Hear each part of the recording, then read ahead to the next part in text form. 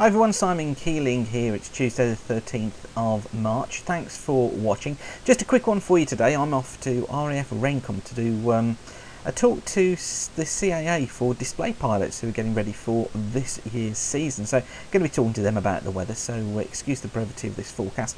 I just wanted to show you how things shape up for the next few days. You can see we've got high pressure in control of things at the moment across the country. The time is up here in the top left hand corner, and as we move on through the sequence, you'll notice that the high stays around look for the next few days. However, by the time we get through towards Thursday and into Friday and the weekend, we're seeing these fronts coming into more western areas. These are going to be producing some outbreaks of rain as the jet stream gets established across the country.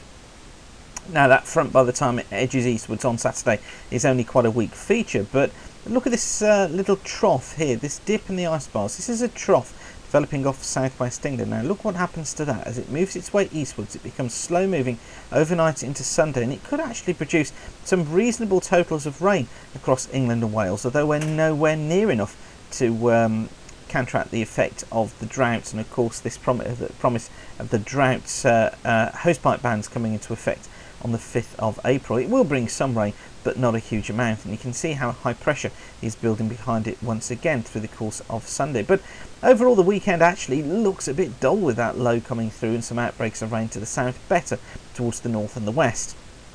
Into Monday, that low really still reluctant to clear away to the east. It will eventually go, but probably still bringing some outbreaks of rain at times, well into the day on Monday in the far southeast and southern parts of England.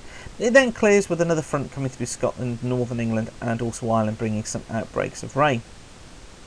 Now into Tuesday, we find another weak front heading its way eastwards, more of a notable southwesterly flow, the high getting squeezed off look down towards the south, and so through Tuesday and Wednesday that southwest flow picks up, and I think we'll find some cloud and outbreaks of rain affecting more northern and western parts of the country, particularly these western coasts, prone to some drizzle and some low cloud, but very little rain further east.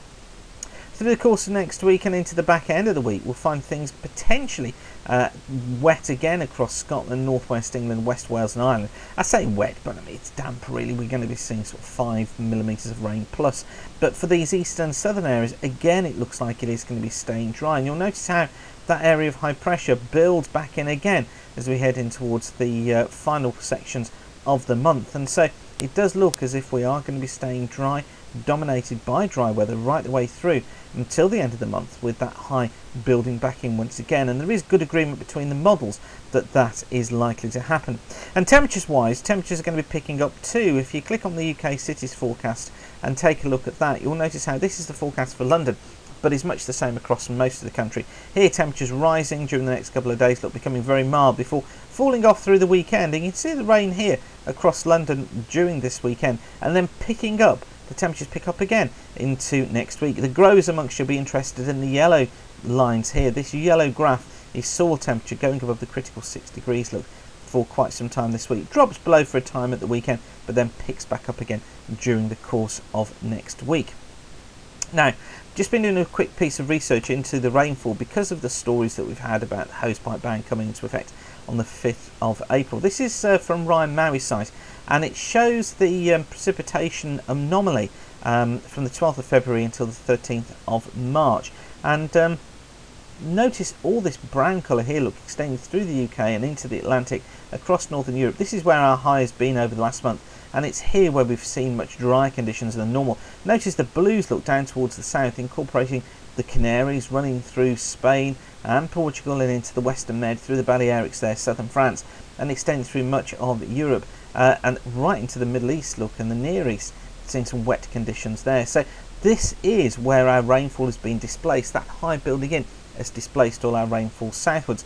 Also quite a bit of rainfall look abnormal across parts of the Pacific too, and that pattern following closely on the La Nina as it comes out into an El Nino.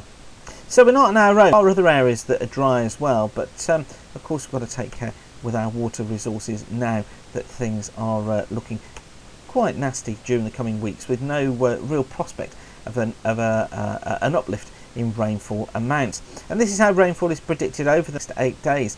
Yes, bits and pieces across the country, and this is probably sort of a quarter to a half an inch of rain across much of the British Isles. Wetter weather out towards the west, but generally it's looking as if those rainfall amounts are going to be well below what is needed.